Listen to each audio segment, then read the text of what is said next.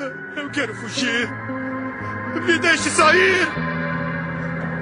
Me deixe sair!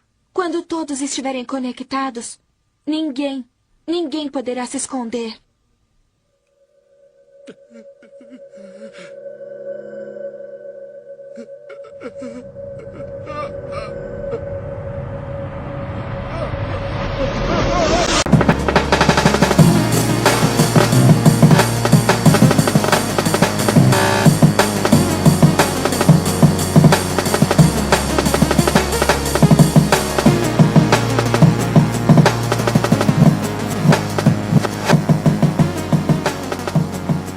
Olá, tudo bem, ouvintes?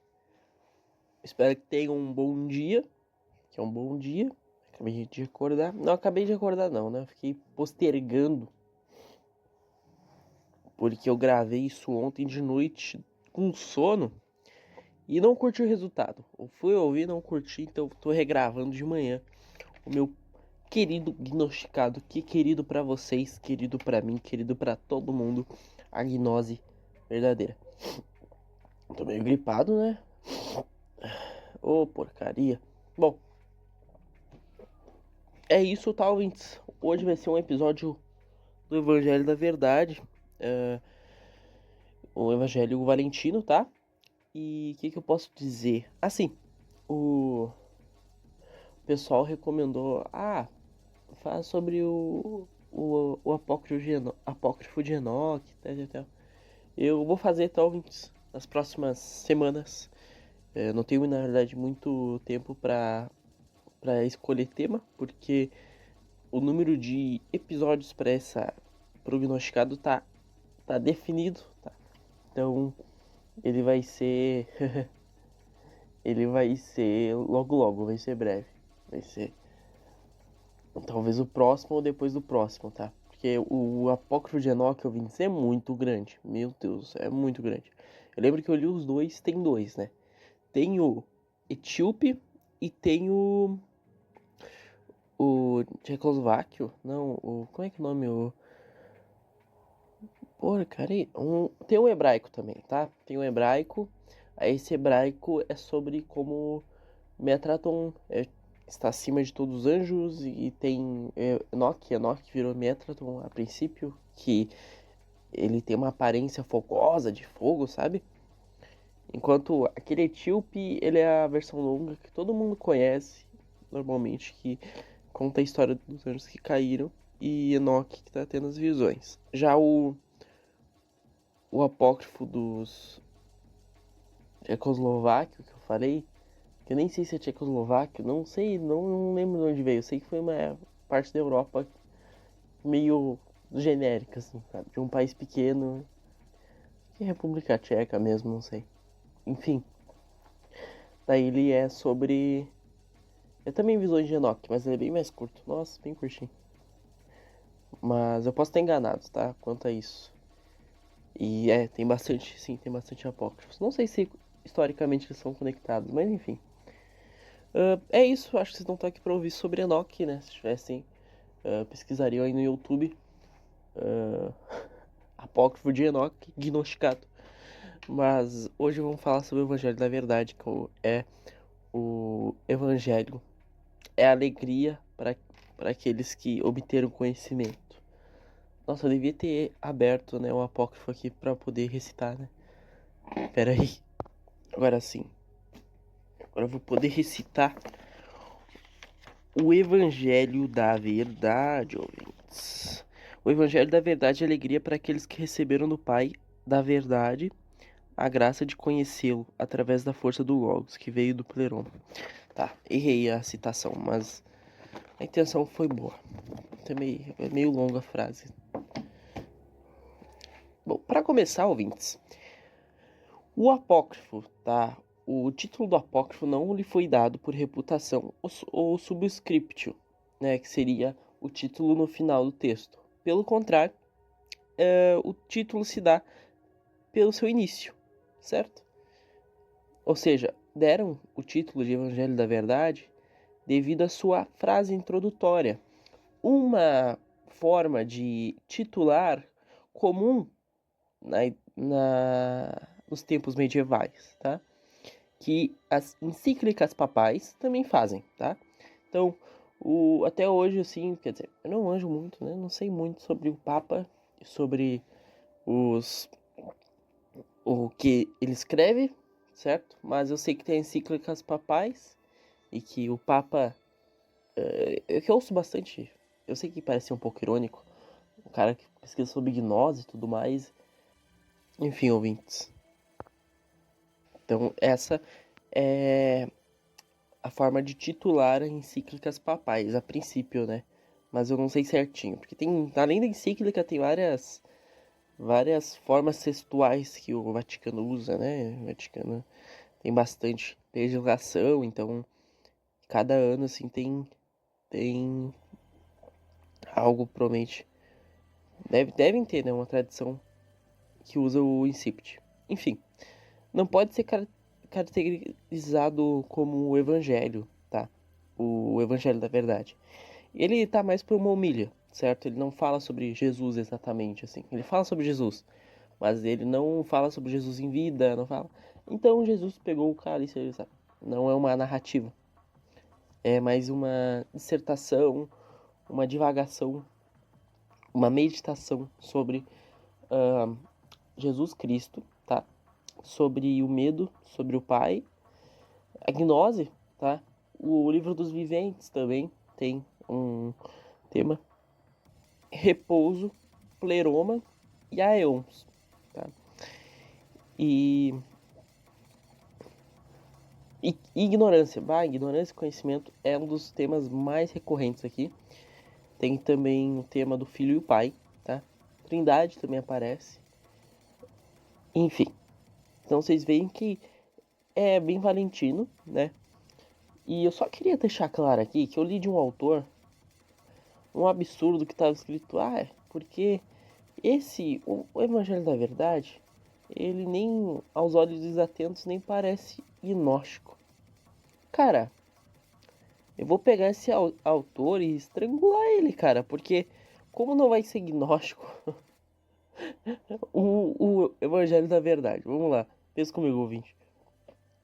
O bichinho fala direto, usa termos que são comuns aos gnósticos valentinos, tipo ílico, psíquico, que eu falei, aeon, pleroma, sabe? O pai é incognoscível acima de tudo, sabe? Ele é inefável, ele sempre descrito dessa forma que os gnósticos, eu sempre vejo eles escrevendo, sabe? Que é comum. E o sujeito me vira e fala, então, não é bem, né? Não é óbvio que é gnóstico. Quem diria que quem escreveu isso é gnóstico? Poxa, né? Falta realmente, um olhar desatento, né, cara? Porra, ele fala... Perdão pelo palavrão. Eu tô muito soltinho hoje, né, ouvintes? Deixa eu me controlar um pouco mais. Que eu tenho medo de deixar o podcast meio parado, que nem eu deixei dos últimos, de falar assim e ficar pensando e dando pausas longas. E vocês não gostarem, daí eu fico receoso. Eu tomei café também, então tô meio Mas enfim, então estou um pouco hiperativo, mas sem palavrão que atrai coisa ruim. Enfim, ele não pode ser caracterizado como evangelho, tá? E, bom, a história do códice que ele está, o Evangelho da Verdade, é bem engraçado. Ele foi vendido no códice do Jung, de Jung, né? Códice Jung, no caso, é o nome do códice, não é a autoria dele. Que estava, não é a posse, né? Que estava em Nag Hammadi, né? Então, ele é o primeiro códice em Nag Hammadi. Ele está dentro, acho que Evangelho de Tomé também tem no primeiro. Tem bastantes coisas que caem assim num escopo influência valentina, sabe? Então tem as cartas de Pedro a Felipe, por exemplo, tá? Em que eu que até quero tratar delas um dia, porque eu já tinha escrito bastante sobre elas, eu gosto muito desse apócrifo também, tá? Que Jesus aparece sobre o Monte Sinai, eu lembro, Monte de Oliveiras, enfim. Não, Monte Sinai viajei, né? Aí tava Moisés lá também. Enfim, é isso. E esse primeiro códice, tá, ouvintes, do Nag Hammadi, que é a livraria de apócrifos.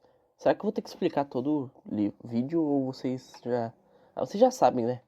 O que é Nag Hammadi. Enfim, esse primeiro códice foi vendido, contrabandeado, tá? Para o Instituto de Jung de Zurich, devido ao interesse de Carl Gustav Jung, né? Eu não sei exatamente se nessa época ele estava vivo, tá? Mas por causa disso ele foi um dos primeiros a serem traduzidos e liberados aí, que é legal, né? Mas ele também estava incompleto, porque 2 páginas estavam faltando no primeiro códice, e acho que só no 5º ou 6º tem essas páginas remanescentes do Evangelho da Verdade. O Evangelho da Verdade é um dos apócrifos mais completos que nós temos, assim, ouvintes. É muito bom, assim, tipo, ele tá completinho, sabe? Falta o quê? 2, 3 palavras, não sei. É algo sério, mínimo. E então é bom, né? Interessante. Já dá pra fazer uma análise mais concreta, né? A autoria dele é misteriosa, tá? Então, até hoje não sabemos quem escreveu, porque o Irineu de Leão fala, né? Os que perseguiram os gnósticos. Ele fala que foi os discípulos de Valentino, mas hoje em dia tem gente até que fala que foi o próprio Valentino que escreveu. Assim, não se tem muita prova para isso, né? Além do fato de ser um tratado bem escrito e também ser bem popular na época, né? Mas, não sei. Popular, não vou dizer popular, né? Mas chegou às mãos de Irineu de Leão, ele tinha uma cópia disso. Então, de certa forma, era recorrente, era um apócrifo assim que tinha um certo sucesso. A sua composição ela data do século II, tá? E nem preciso dizer que está em Nag Hammadi, como a maioria dos textos ele está em um dialeto de Akhmin, né? Que é escrito em coopta, mas é o dialeto de Akhmin, que é a cidade ali próxima que foi achada até o Evangelho de Pedro. Hoje eu tô muito engraçadinho, né? Eu tô me irritando comigo mesmo. Aqui. E ele data do século II, tá? E talvez foi escrito em grego. Aqui acabou a introdução de como ele foi escrito, de o contexto dele, né? Agora vamos falar do conteúdo, ouvintes.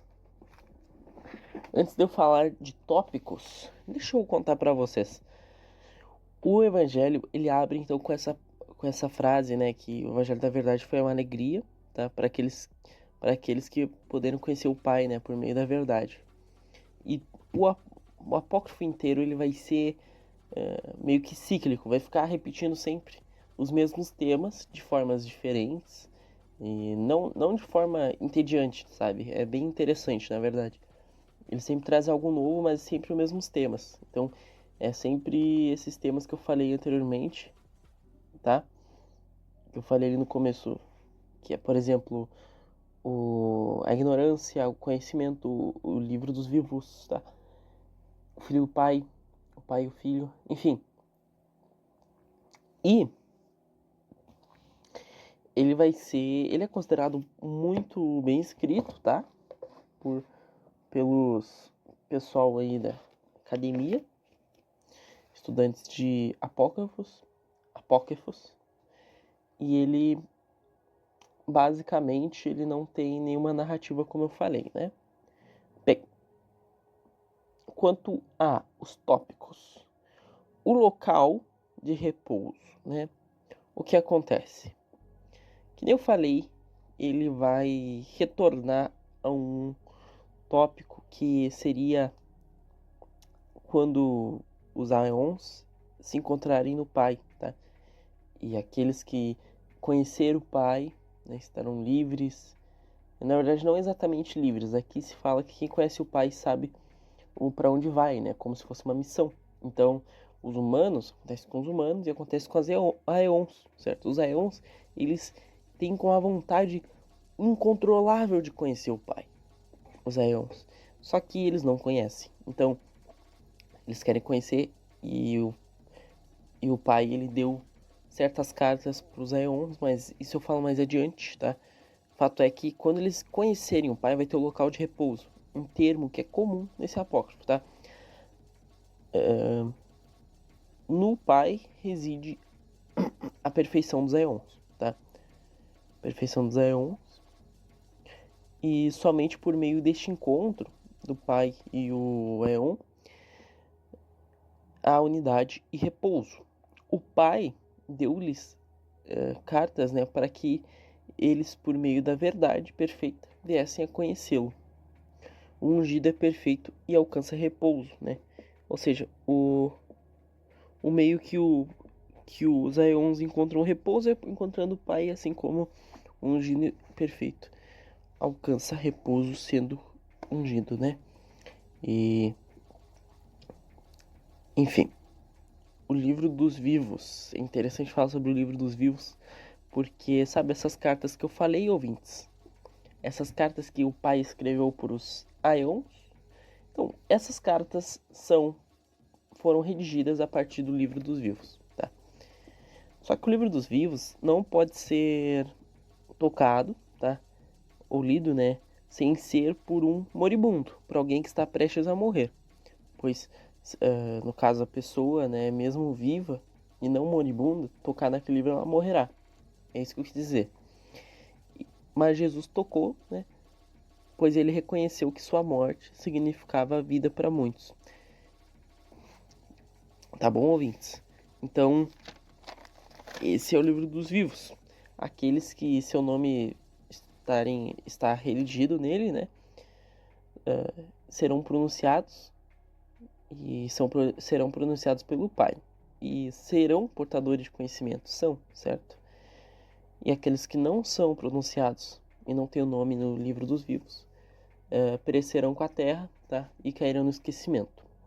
O conhecimento, ele permite que o nomeado, tá, possa se enveredar o caminho de quem o chamou. Ou seja, chegar ao Pai, né? E chegar ao seu repouso, né? Pois terá uma trajetória e missão garantida, certo? Que nem eu falei anteriormente, quando você obtém o conhecimento, seu nome está no livro dos vivos e você sabe para onde você precisa ir, tá? E, enfim, quanto ao livro dos vivos é isso, é muito interessante, né, esse tema. Agora, Ílicos em Imperfeição. Que nem eu falei, é um apócrifo valentino, então ele vai ter uma distinção entre pessoas ílicas, psíquicas e pneumáticas, né? Classe de pessoas, classificação de pessoas. E os ílicos são os carnais, tá? Que não são os homens da carne, né? Que não Jesus não os reconhece, né? E eles não reconhecem Jesus. Então, é isso. Eles são aqueles vasos, talvez, que são imperfeitos e que não serão úteis para o proprietário da casa, tá? Isso aparece em uma parábola dentro do texto e é bem semelhante àquela parábola do Evangelho de Felipe, em que existem uns vasos de jarro, os vasos de jarro é bom, né? Esse me passei. Os jarros de lama, né? Como é que é o nome? De argila, e os jarros de vidro, né? Que foram confeccionados por espírito, por sopro. E aqueles cuja natureza é somente a lama, né, o pó, retornará a ele, acabará assim, sabe? Não tem para onde ir. Já o de sopro, quando é quebrado, pode retornar, porque ele pode ser derretido novamente, né, o vidro. Então, pode retornar-se um vidro, um vaso, né? Da mesma forma que os ílicos, eles perecem com o mundo, né? Os ignorantes, eles não foram chamados pelo Pai e vão perecer no esquecimento, como os seres ílicos. A imperfeição, da mesma forma, sucumbirá quando o Pai ser conhecido. E parece meio que uma escatologia do próprio Apócrifa trazer à tona o fato que um dia o Pai será conhecido, tá? E a unidade consumirá até mesmo a matéria, a forma, né? O que O que pra mim é bem interessante, parece uma escatologia, né? Pelo que eu vi, ele é uma escatologia. Forma de fim do mundo, né? Em que todos precisam conhecer o Pai para o mundo perecer, certo? Todos precisam conhecer o Pai. O Pai se livrará dos ílicos como vasos de barro sem pneuma. Ah, certo, tá, isso eu já falei. Enfim, o Deus aqui ele é onipresente. Talvez esse é um outro tema do Apócrifo. O Pai está no cargo de criar tudo e tudo está nele, certo? Até o que não existe. O que não existe não é nada, mas sim está no Pai, então existe. Não, pera, isso foi paradoxal. Ele não existe, mas ele está no Pai, tá? Afinal de contas, né, ouvintes? O que seria senão o Pai? O que é senão o Pai? Tudo é seu membro e por isso que ele não pode ter inveja de nada, né? Deus não é ciumento. Tudo se inicia e acaba no Pai, tá? Mas o que é o culto mesmo? É o Filho. O Filho é o seu nome que fora revelado aos eons, tá? O Filho é a sua face que foi revelada aos eons. Então, é bem curioso essa perspectiva do Apócrifo, tá, ouvintes? E essa coisa de tudo estar em Deus me lembra muito aquele panteísmo hermético, mas ao mesmo tempo eu sei que não é um panteísmo exatamente, porque não é uma visão otimista de Deus está em tudo, sabe? É mais um Deus é o criador de tudo, né? E tudo está em Deus, que é um pensamento, né, o contrário a Deus está em tudo, certo? Então, tudo está em Deus, porque se não tivesse ali uma parte divina, não existiria. O que também é um pensamento que eu conheci entre os hebreus, né? Um judeu que já escreveu assim que não pode existir algo meramente mal, porque meramente mal resultaria na morte, né? Tem até uma história de um cara que vai numa cidade que ninguém mente, e quando ele mente, a mulher dele morre, simplesmente porque ele mentiu. Então, eles não podem ser... Quer dizer, não tem bem a ver com o tema atual, mas eu achei, sei lá, interessante. Enfim, e basicamente eu li já naquele mesmo livro que eu falei, né, do alfabeto hebraico, que tem esse pensamento entre os judeus que, né, não pode ser puro mal. Afinal, como existiria, né, puro mal? Tem que ter uma parte divina, né, uma parte que Deus permite, certo? Imagina, né, Deus não vai ter, não vai existir algo que é alienígena na criação de Deus, né? Afinal, Deus criou tudo, certo? Não faria sentido isso. Se existisse, Deus não seria o criador. Isso é até um dos, se eu não me engano, é um dos argumentos do corpo hermético, tá? Se eu não estou enganado. Agora, pensando para analisar a verdade, eu lembro de ter lido isso também no corpo hermético. Então, ou seja, né? Não é só uma questão de meramente ser alinhado com Deus, mas também que, cara, se você não tem um criador, de onde tu veio, sabe? Ab nihilo, nem o pessoal fala, do nada, do não existente, certo? Enfim, a ordem veio do caos. Sobre Jesus Cristo, tá, ouvintes? Jesus Cristo, ele é o Deus, ele é Deus, né? E Jesus Cristo, ele, nesses meios valentinos, varia muito. Tem um apócrifo que dá uma interpretação docetista, não exatamente, não muito clara. E até hoje não ficou muito claro se eles eram docetistas, o que eles eram. Mas, a princípio, cada um acreditava...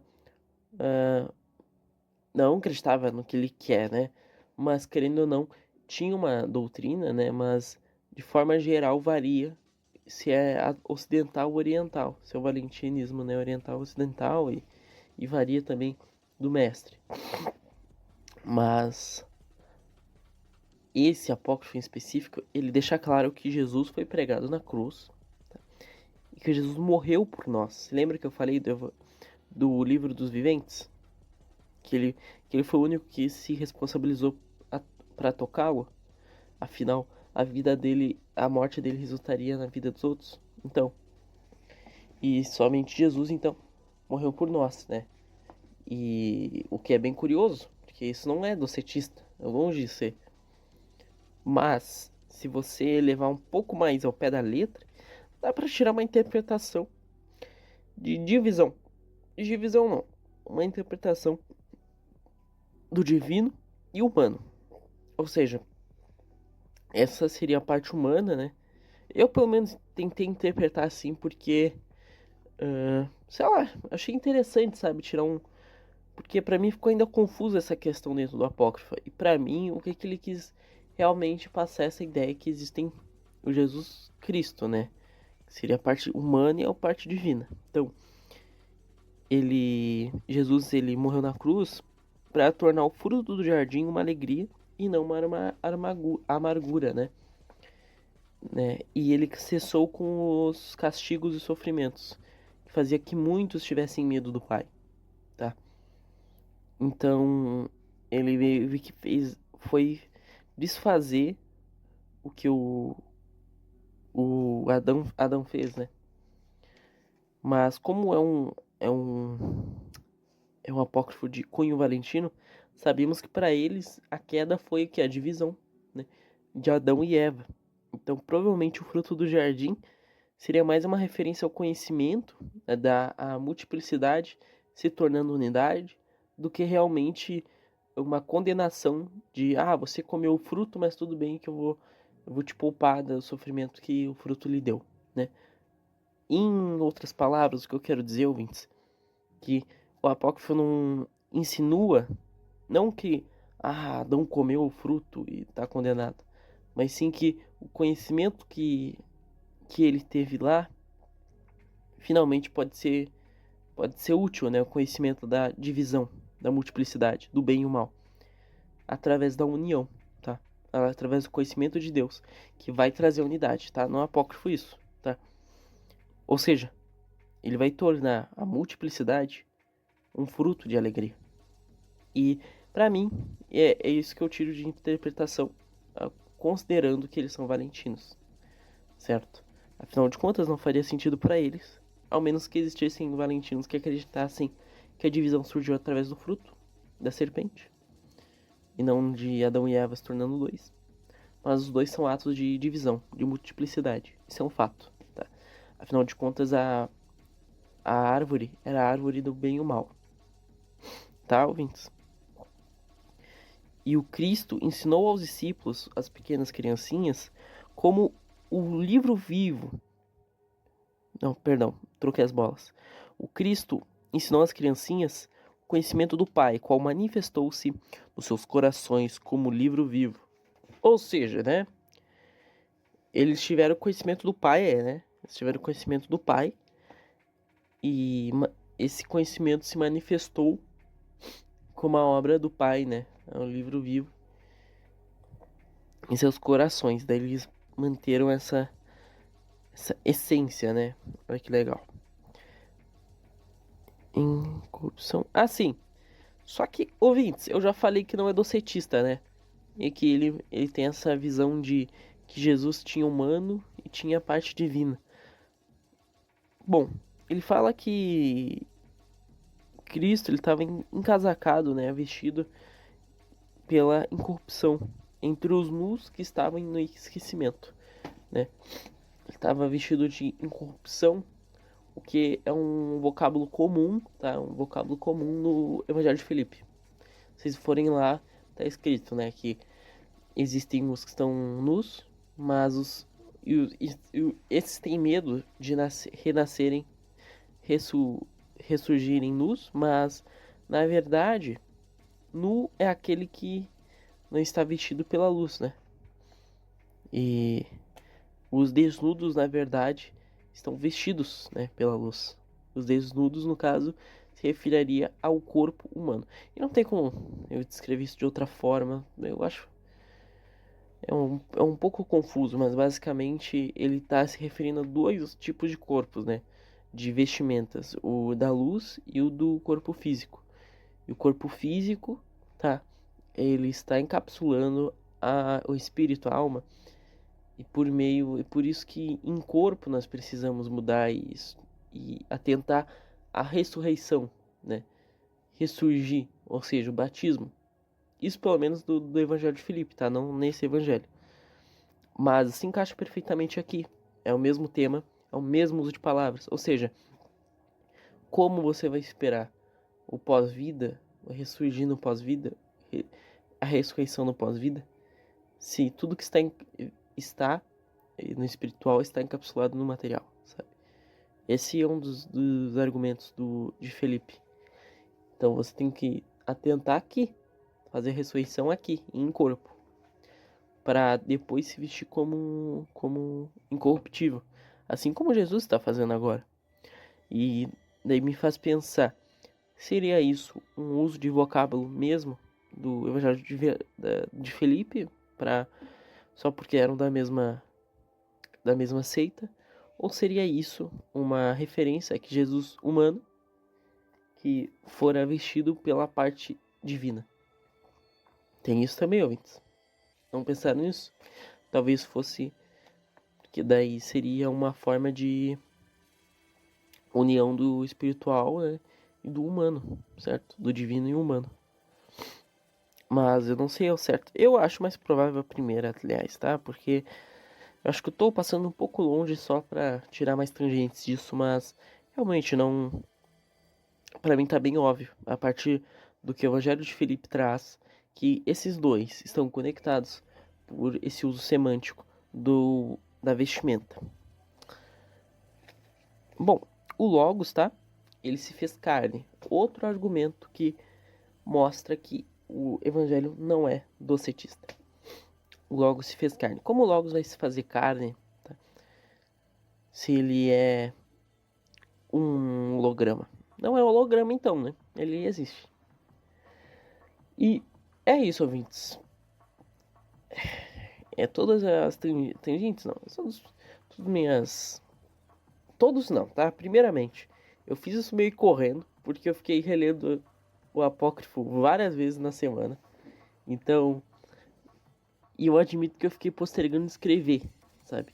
E quando eu reli, assim, eu pensava, nossa, mas o que exatamente eu vou falar aqui, sabe? Eu não sabia por onde começar, porque eu gosto muito desse apócrifo, né? Eu pensava, o que eu vou fazer? Eu não quero fazer um vídeo confuso, não quero fazer, sabe? Porque eu sei que o pessoal não curte, tem que ser um negócio meio mastigado, assim. Não mastigado, né? Não tô chamando vocês de burro, mas se eu começar a falar sobre o apócrifo freestyle aqui, vai ser uma demora e vai ser ruim, né? Vou ficar em silêncio, vou relembrar um pouco sobre a apócrifa, vou ter que recitá-lo, então eu gosto de roteirizar, né? E, cara, acabei fazendo algo bem curtinho, tá? Mas o apócrifo ele é muito bom. Essa leitura recomendo, é muito legal. E é isso, ele é bem curtinho, tá? Ele é dividido em parágrafos, não é nem em versículos. E é isso, antes. É isso. Eu fui fazendo correndo. Pra ser bem honesto com vocês, estou fazendo isso quinta, tá? Correndo pra não depois ficar em cima da hora. Quer dizer, tá em cima da hora fazer, mas enfim. Se quiserem mandar mais... Ah, sim, como tá no final do programa, eu só vou falar no final, porque no começo todo mundo assiste. E eu quero que só o pessoal que ouve assim até o final, que é meio... que gosta da área, né? Se gostar mesmo da área. Dê uma olhadinha lá no meu canal, tá? Porque tem um... Tô fazendo agora um grupo de estudos, tá? Vou lançar um vídeo explicando segunda sobre o grupo de estudos, explicando também sobre horário de vídeo e tudo mais, tá? E lá eu vou trazer coisas mais próximas de dissertações, que nem eu fiz hoje. Hoje eu fiz mais do que eu faria lá, né? De trazer um tema que é semelhante a uns apócrifos e a partir disso bater um pouco da cabeça, tá? Bater um pouco a cabeça. E é isso, ouvintes. Espero que vocês tenham gostado, tá? Eu mais uma vez agradeço o Hernani pela gentileza de dar o espaço. Dar o espaço. Que isso, cara. Que isso. E é isso, ouvintes. Fiquem longe dos arcontes, tá? E good vibes. Good vibes. Essa é a minha finalização. Finalização icônica, né? Todo mundo tem que ter uma finalização icônica. O Peçanha tem o Peçanha não tem finalização icônica. O Peçanha é bom, né? Gosto do programinha dele. Enfim, tudo de bom.